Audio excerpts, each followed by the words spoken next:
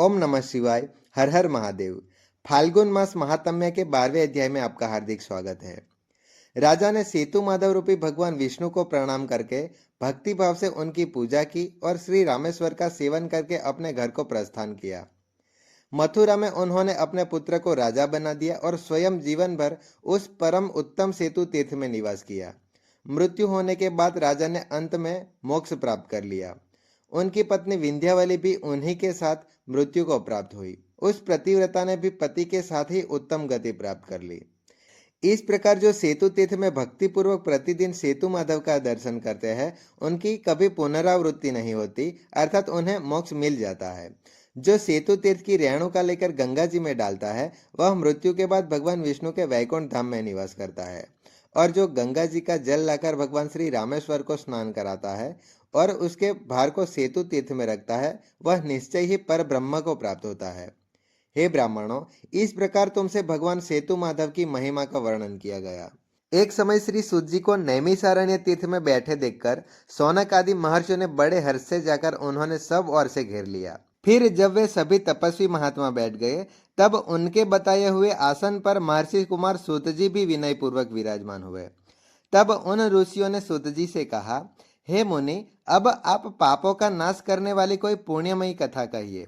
श्री सूत जी कहने लगे, मैं श्री सरस्वती जी, गणेश जी तथा संपूर्ण देवताओं के युगल चरणारविंद को नमस्कार करके और सबके नियंता धर्म स्वरूप परमेश्वर के चरणों में मस्तक झुकाकर उन सबकी कृपा से तीर्थों के उत्तम फल का वर्णन करता हूँ। आप सभी ध्यान पूर्वक सुनिए।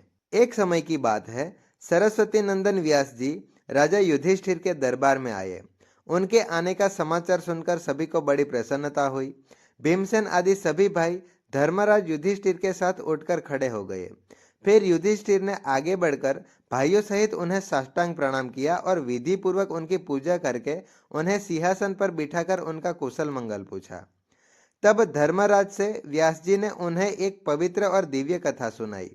कथा के अंत में राजा युधिष्ठिर ने मुनि श्रेष्ठ व्यास जी से कहा, हे ब्राह्मण देवता, आपकी कृपा से मैंने बहुत सी उत्तम कथाएं सुनी है। इस समय मैं धर्मारण्य के उत्तम महात्म्य की कथा सुनना चाहता हूँ। कृपा करके आज आप हमें यह कथा भी सुनाइए। व्यास जी बोले, हे धर्मराज, धर्मारण्य अनेक प्रकार के वृक्षों से युक्त तथा तरह तरह की लताओं और गुल्मों से सुशोभित है। यह सदा पुण्यदायक है तथा निरंतर फलों से भरा रहता है। वहां पर किसी को किसी से कोई बैर नहीं होता। धर्मारण्य निर्भय स्थान है। वहां गौ और व्याघ्र, चूहे और बिल्ली एक साथ खेलकूद किया करते हैं। मेंढक सांप के साथ खेलता है। मनुष्य राक्षसों के साथ विहार करते हैं। धर्मारण्य महान आनंदमय, दिव्य और पावन से भी अति पावन है। स्वर्ग में देवता लोग धर्मारण्य निवासियों की प्रशंसा किया करते हैं। धर्मराज युधिष्ठिर ने पूछा, मुने, देवताओं ने उस क्षेत्र का नाम धर्मारण्य कब रखा?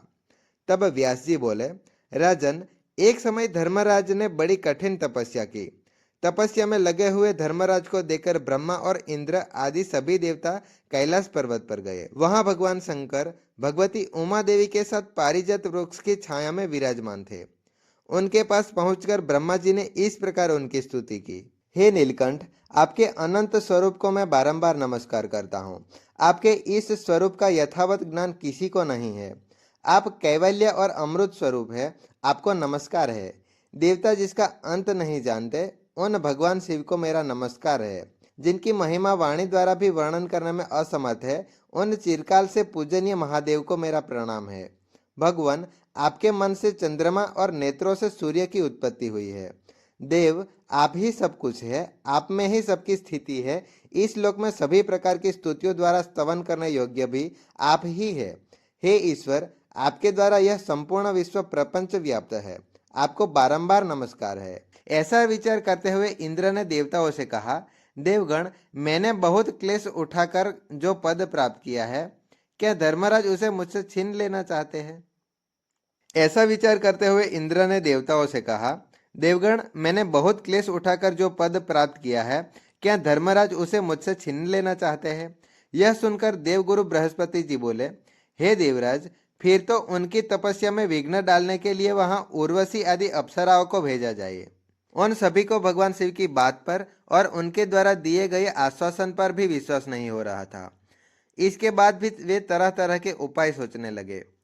तब देवराज इंद्र ने अप्सराओं से कहा, तुम सब लोग शीघ्र ही धर्मारण्य को जाओ और जहां धर्मराज दुष्कर तपस्या में लीन है वहां पहुंचकर उन्हें इस प्रकार लुभाओ कि जिससे वे अपनी तपस्या से भ्रष्ट हो जाए और उनका ध्यान भंग हो जाए।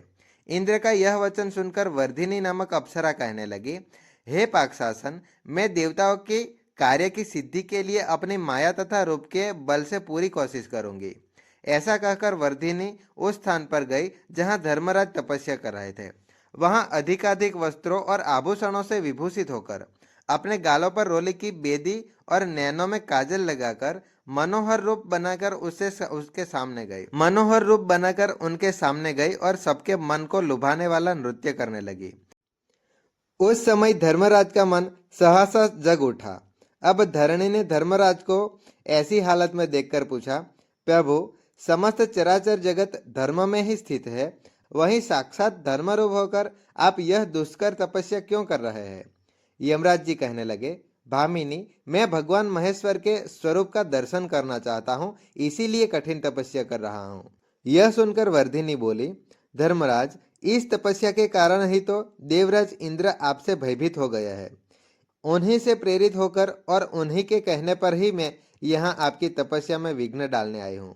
वर्धिनी के इस सत्य भाषण से अर्थात उसके सत्य बोलने से सूर्य नंदन यमराज बहुत संतुष्ट हुए। उन्होंने वर्धिनी से इस प्रकार कहा, मैं समस्त पाप कर्मी दुष्ट आत्मा प्राणियों के लिए यमराज हूँ और सभी जितेंद्रिय मनुष्यों के लिए धर्म स्वरूप हूँ। वही मैं तुम्हें दुर्लभ वर देता हूँ, तुम कोई मनवांछित वर मांगो।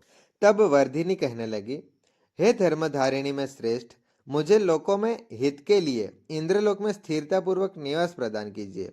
यमराज जी कहने लगे, तथास्तु, अब तुम शीघ्रता से कोई दूसरा वर मांगो। वर्धिनी कहने लगी, महामते, इस महाक्षेत्र में इसी स्थान पर मेरे नाम से एक प्रसिद्ध तीर्थ हो जो सभी पापों का नाश करने वाला हो, उसमें किया हुआ दान, होम, तप और स्वाध्याय सब कुछ अक्षय हो।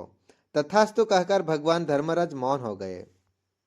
तब धर्मिनी ने प्रसन्नता पूर्वक उनकी 3 बार परिक्रमा करके मस्तक झुकाया और स्वर्ग लोक को प्रस्थान किया। वहां जाकर वह देवराज इंद्र से इस प्रकार कहने लगी, हे देवेश, आप सूर्यनंदन यम से भय मत कीजिए, वे तो केवल यश प्राप्ति के लिए तपस्या कर रहे हैं। ऐसा कहकर वह इंद्र को प्रणाम करके अपने स्थान को चली गई। इसके बाद धर्मराज विधि पूर्वक तपस्या में स्थित हो गए। उनकी घोर तपस्या देखकर देवताओं की प्रार्थना से भगवान शंकर वृषभ पर आरूढ़ होकर अस्त्र शास्त्र और सुंदर कवच धारण करके उस स्थान पर चले गए जहां धर्मराज तपस्या में स्थित थे। वहां पहुंचकर महादेव कहने लगे, हे धर्म, तुम्हारी इस तपस्या से मेरा मन बहुत संतुष्ट है, तुम कोई वर मांगो। इस प्रकार संभाषण करते हुए भगवान महेश्वर को देखकर धर्मराज अपनी समाधि से उठकर खड़े हो गए। दोनों हाथ जोड़कर शुद्ध वचनों द्वारा उन्होंने लोकनाथ भगवान शिव की इस प्रकार स्तुति की, हे भगवान, आप सब पर शासन करने वाले ईश्वर है, आपको नमस्कार है। योग रूप परमेश्वर को मेरा प्रणाम है। हे नीलकंठ, आपका स्वरूप तेजोमय है, आपको नमस्कार है। ध्यान करने वाले मनुष्य आपके स्वरूप का जिस प्रकार चिंतन करते हैं उसी अनुरूप ही विग्रह धारण करके आप प्रकट होते हैं, आपको नमस्कार है। आप नित्य, सौम्य, सुख स्वरूप और श्री हरि है, आपको बारंबार नमस्कार है। हे लोकपाल, आपको नमस्कार है। आप रुद्र, भीम और शांत स्वरूप है, आपको नमस्कार है। हे चंद्रशेखर, आपके सभी अंगों में भस्म लगा हुआ है, आपको नमस्कार है। आपके 5 मुख और 3 नेत्र है, आपको बारंबार नमस्कार है। सर्प आकार के आभूषण है तथा दिशाओं को ही वस्त्र के रूप में आप धारण करते हैं। आप अंधकासुर का विनाश करने वाले और दक्ष के पाप को हर लेने वाले, आपको नमस्कार है। आपने कामदेव को भस्म किया, आपको नमस्कार है। हे प्रभु, मेरे द्वारा की गई इस स्तुति को जो पाठ करे और पवित्र होकर तीनों काल में इसका पाठ अथवा श्रवण करे, वे सभी पापों से मुक्त होकर कैलाश धाम को प्राप्त करे। इस प्रकार धर्मराज जी ने बड़ी भक्ति से भगवान शिव की स्तुति करके प्रणाम किया। तब शिव जी कहने लगे, महाभाग, तुम्हारे मन में जो भी कोई इच्छा हो उसके अनुसार कोई वर मांगो। यमराज कहने लगे, हे प्रभु, यदि आप मुझे मनवांछित वर देते हैं तो इस महाक्षेत्र में आप मेरे नाम से प्रसिद्ध होकर निवास कीजिए। यह स्थान धर्मार के नाम से तीनों लोकों में प्रसिद्धि प्राप्त करे। महादेव जी कहने लगे, धर्मराज, यह स्थान प्रत्येक युग में सदा धर्मार के नाम से विख्यात होगा। तुम्हारे मन में यदि कोई और इच्छा है तो बताओ, मैं उसे भी पूर्ण करूंगा। धर्मराज कहने लगे, भगवान, 2 योजन विस्तार वाला यह उत्तम स्थान मेरे नाम से प्रसिद्ध तीर्थ हो और यह समस्त देहधारियों के लिए पवित्र एवं सनातन मोक्ष स्थान बने। महादेव जी बोले, तथास्तु।